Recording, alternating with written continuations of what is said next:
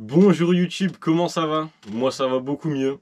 Je sais, ça fait longtemps que j'ai pas tourné de vidéo. J'avais des petits problèmes personnels, donc j'avais pas trop la tête à tourner des vidéos tout simplement. Mais aujourd'hui, grâce à ma famille, grâce à mes proches et grâce à Dieu, ça va beaucoup mieux. Donc je suis de retour. Aujourd'hui, je vais donner mon avis sur le LOSC de Paulo Fonseca. Donc comme d'habitude, avant que la vidéo elle commence, tu t'abonnes, tu likes, tu partages. Il y a mes réseaux sociaux qui vont s'afficher juste en bas. Et on va commencer la vidéo sans plus tarder.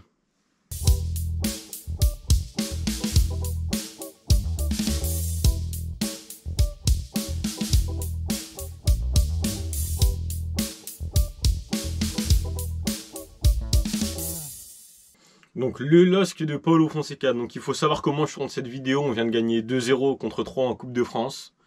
Donc on est à peu près à la mi-saison. C'est pour ça que je fais cette vidéo, pour donner mon avis sur cette première partie de saison. Et vraiment le premier mot qui me vient en tête, c'est le mot soulagement.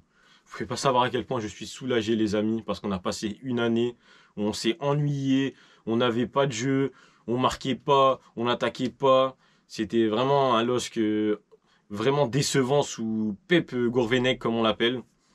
Et franchement, je vais donner déjà un exemple. On arrive le premier match, on marque à la première minute, on marque à la troisième minute et on a vu en 3 minutes ce qu'on n'a pas vu en une année avec Pep Gourvenec. Et vraiment, pour vous dire, il fallait vraiment se mouiller la nuque quand on est arrivé au stade parce qu'on est passé du tout au tout. C'est comme si on était dans un bain à 45 degrés et qu'on sautait dans un bain à 15 degrés. Donc vraiment, le mot soulagement, c'est le mot qui me vient en tête. Après, c'est vrai qu'on a réussi à enchaîner avec une victoire à Nantes. Mais après, malheureusement, on a eu quelques difficultés, notamment face au Paris Saint-Germain, parce qu'on avait un gardien dont je tairai le nom, Léo Jardim, qui était vraiment pas fort. Enfin, c'était vraiment une passoire. On va dire les termes, c'était vraiment une passoire. Je vais maintenant continuer dans le négatif. C'est qu'on a perdu énormément de points, déjà de par Léo Jardim et aussi de par notre inefficacité devant. J'ai des exemples à citer, notamment Lorient, où on doit gagner ce match tous les jours. On arrive à perdre 2-1 alors qu'on était à 11 contre 10. Ensuite, il y a Nice, où on perd 2-0 sur 2-1, pardon, on perd 2-1 sur 2 pénaltys. Marseille, on méritait mieux. Lyon, on arrive à perdre 1-0 et on fait une match à nous tout seuls. Lyon n'a pas joué, mais il gagne quand même 1-0.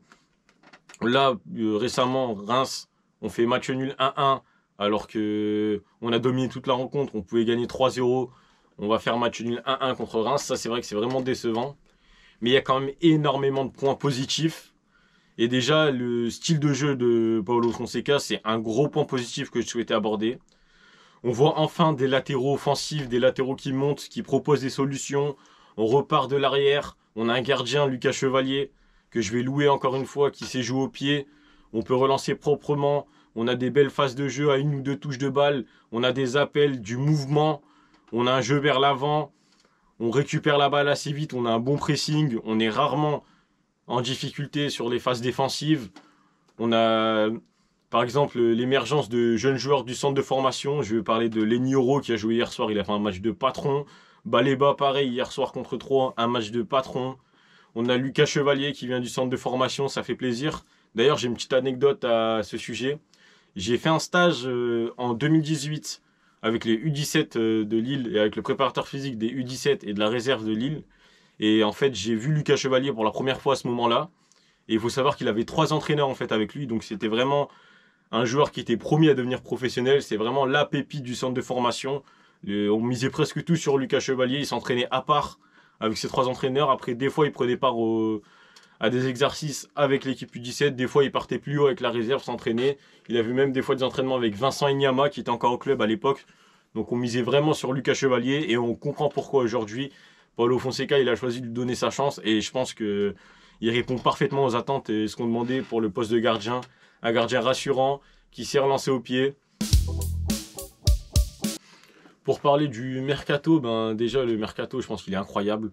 On a récupéré des joueurs libres comme Rémi Cabella, franchement. Zola dit j'accuse, moi je dis je m'excuse. Pareil pour Adamounas, 4 millions, franchement c'est donné.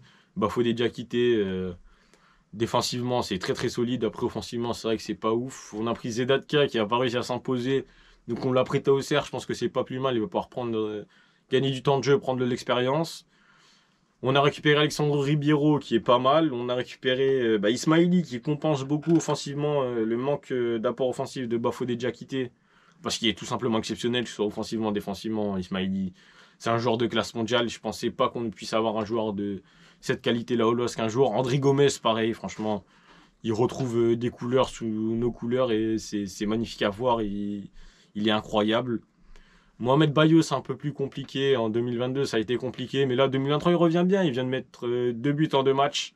Ça va lui permettre d'avoir de la confiance. Alan Virginius, qui a mis pas mal de buts en amical, il a du mal à confirmer dans les matchs officiels. Et après, on a des joueurs qui retrouvent un peu leur niveau. Jonathan David, qui a remis nous claque 10 buts encore là, qui franchement nous régale devant. Thiago Diallo, taille patron derrière. Je pense que Fonte lui apprend énormément de choses. Pareil pour Benjamin André, qui est patron au milieu de terrain. Joe Bamba, c'est un peu plus compliqué, mais je pense que défensivement, il nous apporte beaucoup. Après, offensivement, c'est vrai que c'est un peu plus compliqué. Ouya, il fait une bonne Coupe du Monde. Ça peut lui donner confiance. Pour revenir au mot qui me revient le plus, c'est le soulagement. Je suis content. Après, je pense pas qu'on puisse être européen cette année, tout simplement, comme Paulo Fonseca l'a dit, c'est l'année 0. C'est un nouveau projet qui démarre, donc il faut le temps que tout se mette en place. Après, il a envie de jouer la coupe à fond. Ça, je trouve ça pas mal parce que ça peut aussi nous permettre d'avoir une Coupe d'Europe et en plus un titre qu'on n'a pas eu depuis longtemps, parce qu'il me semble que la dernière fois qu'on l'a eu, c'était en 2011 quand on a fait le doublé. Donc, pour moi, pour la fin de saison, je miserai sur une 6e place, une 6e place ou entre la 7e et la 4e place. Et après, j'aimerais bien une petite victoire en coupe. Je pense qu'on peut le faire. En tout cas, on a les capacités pour. On a un effectif qui est très très bon. On a des joueurs qui sont motivés, qui sont concernés, qui se donnent. On a un bon style de jeu. On a un coach, franchement, c'est incroyable. En plus, très bon point positif, c'est qu'il est arrivé en France. Et 2 mois après, il savait parler français. Il donnait ses interviews en français. Ça prouve un exemple d'intégration incroyable. On arrive à la fin de cette vidéo, donc si ça t'a plu, tu t'abonnes, tu likes, tu partages. Si ça t'a pas plu, tu fais pareil.